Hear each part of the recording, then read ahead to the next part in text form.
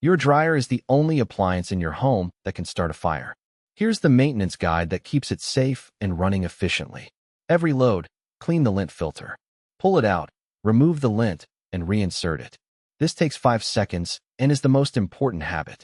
Monthly, wash the lint filter with soap and water. Dryer sheet residue creates an invisible film on the mesh that restricts airflow.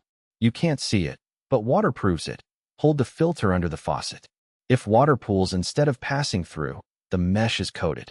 Scrub it with a brush and soap. Annually, professional vent cleaning. $100 to $200. Removes lint buildup throughout the entire vent run.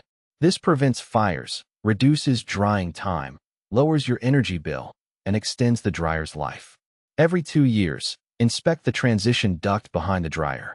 That flexible duct connecting the dryer to the wall should be smooth, semi-rigid aluminum, not foil or plastic.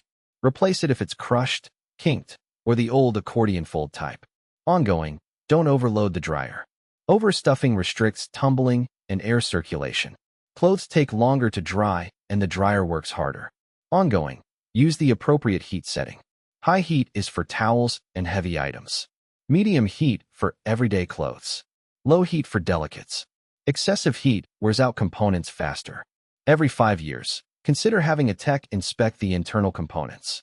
Drum rollers, idler pulley, and belt wear gradually and can be replaced proactively. Dryer maintenance and vent cleaning.